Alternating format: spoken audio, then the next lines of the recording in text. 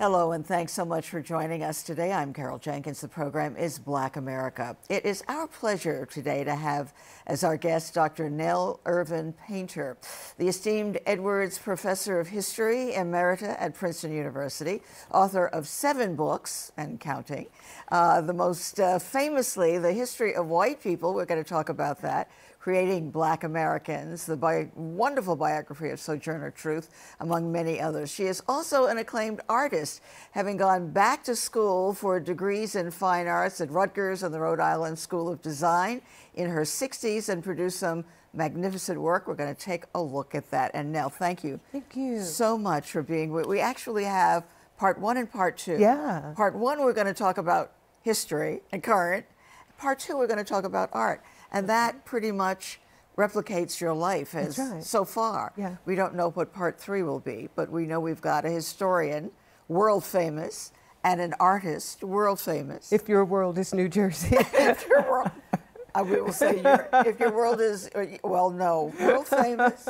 We love that you live and work in Newark. I do. All of this time. Your husband is at Rutgers Business Professor, School yeah. at Rutgers, right? And you guys have hung out there for a while. Yes. But now you're from, originally, I love this beginning, and we always start by having you place yourself in Black America, and the Houston Hospital for Negroes? Yes. That's How American can you get? Tell us about that. That's where I was born. Right. And I spent my first 10 weeks in Houston and then moved to Oakland. So I say I'm from Oakland.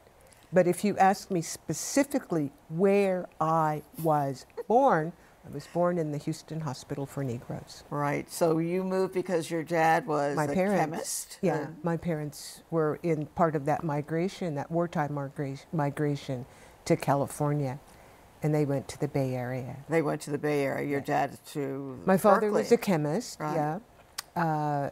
Made his career as chief technician of chemistry in the College of Chemistry. He died at the end of 2016, 2 months from his birthday when he would have turned 98. 98. Wow, that was wonderful, right? And now your mom, incredible.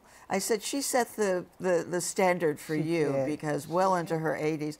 The name of the book that she wrote in her 80s, what? I hope I look that good when I get that old? I hope I look that good when I'm that old. When I'm that old. That was her memoir, because that's what people told her. They said, I hope I look that good when I'm that old. Right.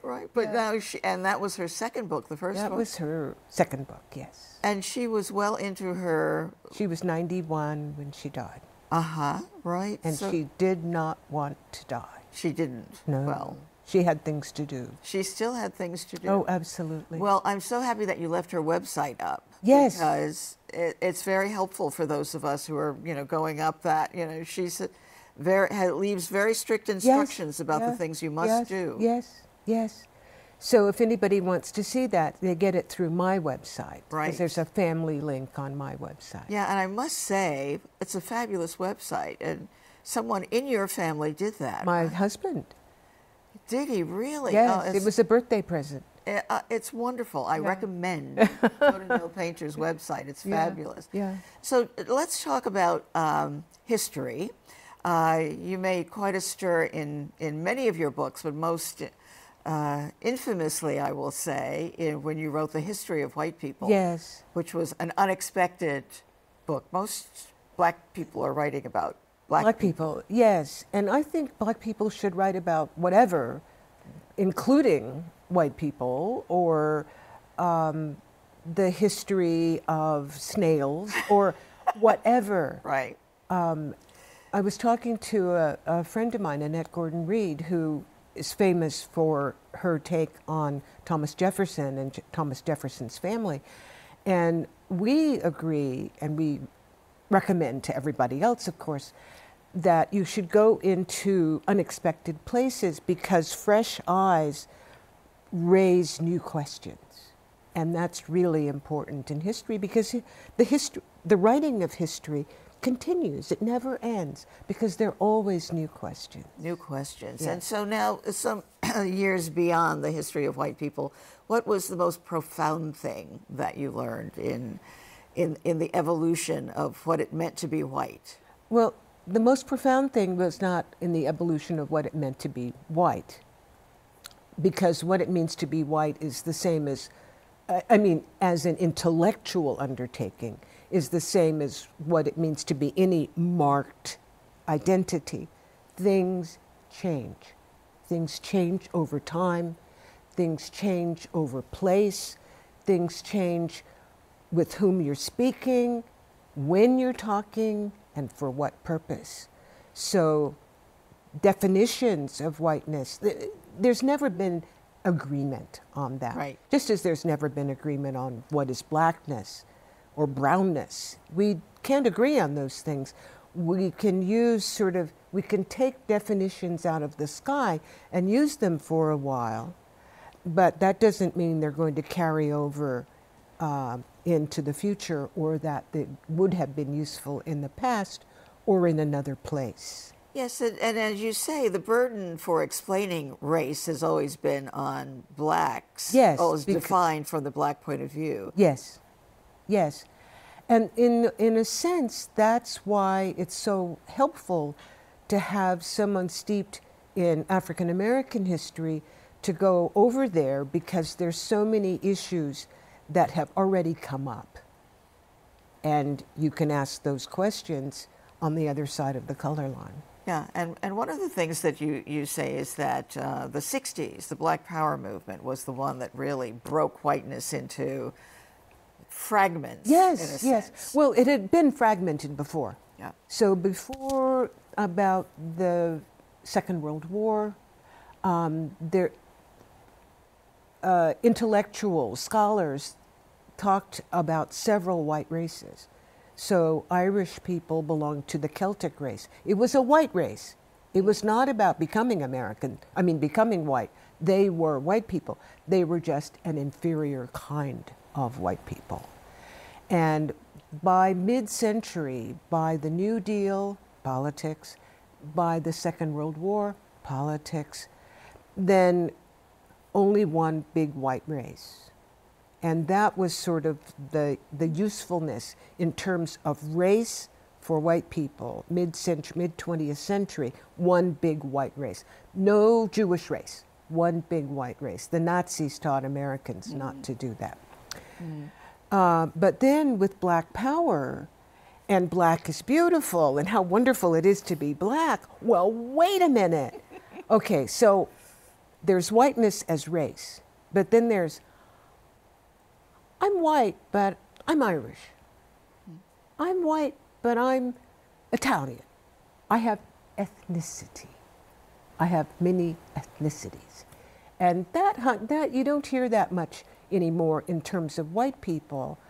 Now, when you talk about ethnicity in terms of race, it's Hispanic, not Hispanic. So it's different. Things change. Right, right. So you've been doing a lot of writing recently about the Trump administration and where we are now. And when I asked you before the show started, what's this all about? Give us that explanation of where you think we are now. I did not set out to be a pundit. But since I wrote a book called The History of White People, and it was kind of there as a scholarly treatise, it's got all these footnotes, and it's very scholarly. I was the expert on white people because for large numbers of Americans, probably for most Americans, the definition of whiteness is that you're an individual. You're not, in fact, it is so often said that individualism is the hallmark of what it means to be an American. That's not the hallmark of what it means to be a Black American, because for us, the community, whether it rests heavily or it rests lightly, there is this identity that is larger than just the individual. So the idea of white race as an identity in the way that Black race is an identity, that was something new. And it came up loud and clear with the Trump campaign, and it still echoes in the Trump administration, because even though the other policies associated with the Trump presidency change from one day to the next, what's the foreign policy? What's the, say, policy dealing with healthcare? What about the wall? But that strand that still stays is a kind of white nationalist strand. White nationalist. Yeah. Well, certainly we have Steve Bannon in the White House. Yes. Directing and that. Jeff Sessions and Steve Miller and others. So it's kind of the leitmotif. Yeah. Yeah, and you've written that white people have always run everything, you know, if we're talking about the White House, etc. Pretty much, yeah. But in this case, it's on purpose. They are running as white people. As white people. Yeah. Yeah, and so where does that place us for Black America? What do you see? Standing off on the side and saying, ho, ho, ho. I mean, worried sick about the policies. Sure. But certainly recognizing, and for people of our generation, these policies might sound familiar as Southern politics. Mm-hmm. Disfranchisement, police brutality, well, police brutality is all over. Sure. Anti-civil rights,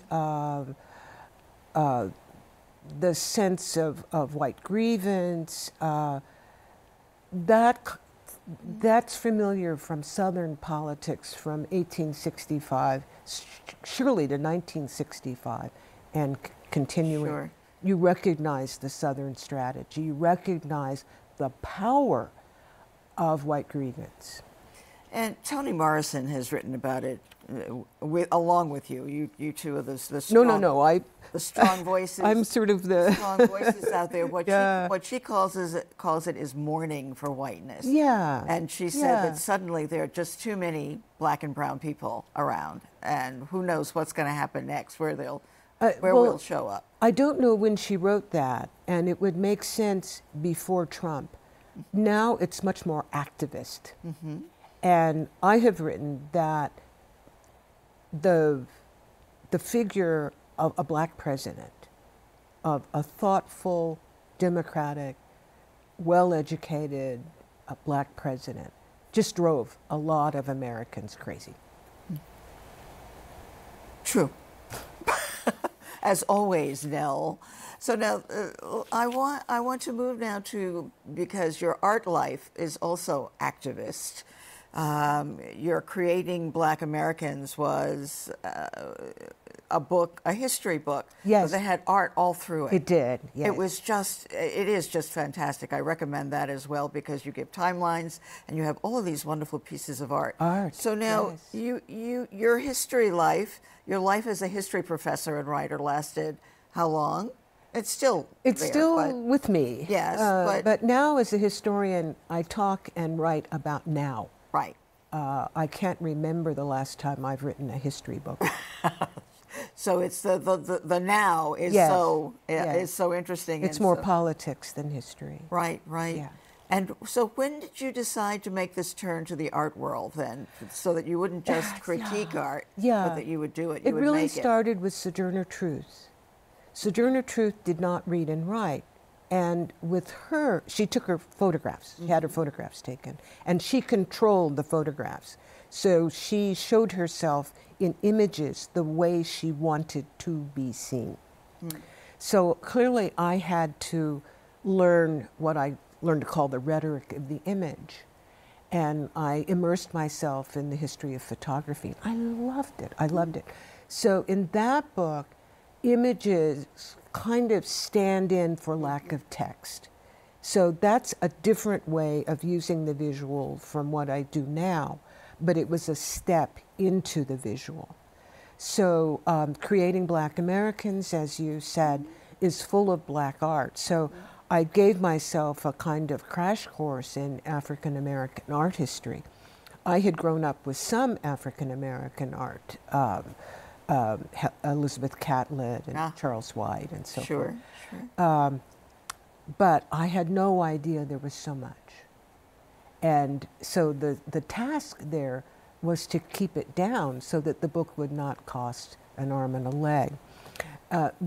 What that meant was that I went to art school with all of this in my memory, and I only dealt with images that had to do with history. So that isn't even all of African American art. And so I was really pissed off in my art history classes, which you would hardly know. Right. So that I love your describing yourself having been this world famous historian and walking into art school as a nobody. As a nobody. I never thought of myself as a diva. I'm such a nice person. I didn't think it was important for me to be somebody, but when I was absolutely nobody, it was hard. It was hard.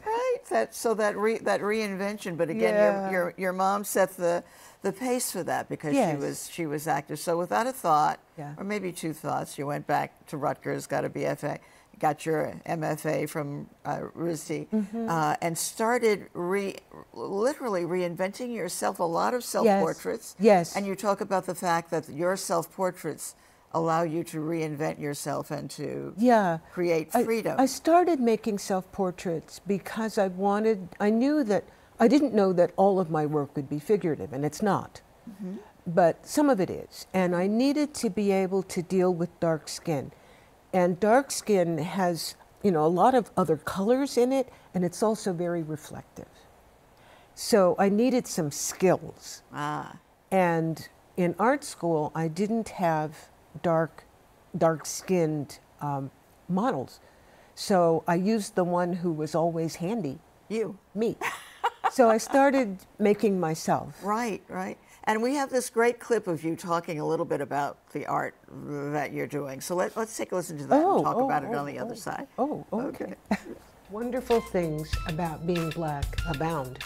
From the physical to the cultural to the social.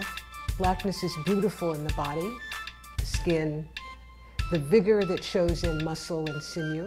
Let us here praise Serena Williams. Beauty in the music and the poetry and the art. Let us here praise Tupac and Duke Ellington and Elizabeth Alexander and Kara Walker and Stanley Whitney and the beautifully almost un-American sense of solidarity. I want to talk about solidarity as Bryant LeBron depicts it, and solidarity as Jerry Gant depicts the sadness when it is missed. Fantastic. The un-American sense of solidarity, which is such a strength of Black Americans. Not everybody who's Black shares that. The definition of solidarity differs person to person or place to place or time to time, but the ability to see yourself as part of something larger than yourself is something that we ought to treasure as an American value, right next door to individualism. Yeah, you write that Buford Delaney, sort of the father figure for James Baldwin, living in Paris and painting. You feel that he couldn't have become himself the famous painter, skilled painter in this country, that he needed the freedom of... I think so, and famously for James Baldwin as well. Until fairly recently, for American artists, the step into professionalism has entailed going to Paris, going to France. And part of it is because the history of fine art for so long was French. It started to change after the Second World War and definitely changed after Andy Warhol in the 60s. But for a long time, that was how Americans, including Black American artists, became serious professional artists. But for Black artists, and here I include literature as well as visual art, just getting out from under white supremacy and segregation, and whatever you do, always having to start with dealing with race, it's so exhausting. So he did self-portraits, and you took that up. Let's take a look at some of the pieces. So you are the center of most of your work. Yeah, yes. not most, but a lot. A good bit, yeah. A lot. But this This is called Three Nells. Three Nells, yeah. Three black Nells, actually. Three black Nells. Yeah. Tell us a little bit about this. So the basis of this is a drawing, which is, you can see more clearly in the woodcut. This is a digital composition here, based on a handmade drawing, plus a fabric background. This piece of fabric I brought back from Nigeria 1 billion years ago. And so this is digital, as much of my work toggles back and forth between the manual and the digital. So I can compose in Photoshop and on the computer in a way that really makes no sense narratively. Or you make the sense as you look at it, and you figure out what it means to you. Let's go to the next one. I want to see the Serena Venus Williams. Well, this is 2 Nells. 2 Nells with manuscript. And so here you see the figure in the back. Right. And then those squiggles on the right side, and then also those are the manuscript that I just finished. I just finished a memoir of my experience in art school, and it's called Old in Art School. Old. I can't wait till it comes out. That's You'll exactly have to come back the right response. to talk about it. So this is, and that's, I'm also wearing a sweater I knitted, which I wore all the time at McDowell as I was completing this. So that is autobiographical in the sense of the text and also the self-portrait, which appears and reappears. Right. Next. Okay. This is Venus and Serena. This is a lino cut that I made along with my students in an art class I taught at Princeton in 2015. I worked alongside my students. This was inspired by a photograph of Venus and Serena after Serena defeated Venus in the Forest Hills Open in 2015. Right. Well, whatever happened, somebody had to lose. But they had this wonderful embrace at the net. And so that is a lino cut. This is just the basis. Right. And the next, the next one is one of several, I should say, hand-colored lino cuts. So it's the same matrix, but hand-colored, and this is acrylic ink. And then the next one is the same lino cut with much more saturation. Wow, so beautiful. There's an array of these that are now spread out in New Jersey and New York in people's houses and offices. Yes, I mean a Nell Painter. So it's the Nell Painter, the painter. Yes, Nell Painter, Painter, yeah. Yes, formerly Nell Irvin Painter, the historian. That's right. That's the way you always say it. Because people say, is it the same person? Is it the same person? Yes. Well, kind of. It indeed is. You know, there is a cover photo of Carol Walker. Yes. New York Magazine, a very interesting profile of her. Now, so what do you were quoted as saying essentially, some artists like to do affirming art, some don't. Yes. You know, there's a critical, I mean, where do you fall in that point? How do you feel about Carol Walker's art? Because she says people are trying to silence me. There are some who don't like the kind of work that she does. This is true. This is true. I mean, it's true that some people try to silence her, and it's true that some people don't like the kind of art she makes. And she and I did an on-stage interview at the Newark Public Library after a collector had given a great big drawing of hers to the library. A Carol Walker drawing in the Newark Public Library. Right. Because it was full of the kind of non-affirming scenes that she does. It's a hard drawing to look at, as many of hers are. Right. But as an artist, I don't feel that artists have the responsibility. Many artists disagree with me. Right. I don't feel that artists have the responsibility to explain or to teach or to argue. artist's responsibility is to make art. And so my art is not going to make you know anything or feel anything better. And I say, if you want to know what I think about the United States, read what I have written. That's where my enunciation of wisdom is. My images, I want you to appreciate, or not even appreciate, but just see, and I want them to hold your eye. I want them to be interesting enough for you to want to look at them for a while. Well, they certainly are that, Nell. We're coming to the close of our time together, but we always ask our guests to finish the statement, the power, the strength of Black America lies in. How would you finish that? I would say I would go at it from the inside and the outside. From the outside, it's easier to answer, and I would say that in many ways we are the conscience of the United States of America and stand for the best values and have embodied some of the best values of our country. From the inside, I would say there's no such thing as Black America, because there are, 38 million of us, and we're scattered all over the place, and some are old and some are young, and some are middle-aged, and some are in Mississippi, and some are in Oakland, and some are even Republicans. So no such thing as Black America. Yeah. I totally get it, absolutely. Nell Painter, thank you so much. Thank you. Historian and artist, for being with us today. A fascinating life.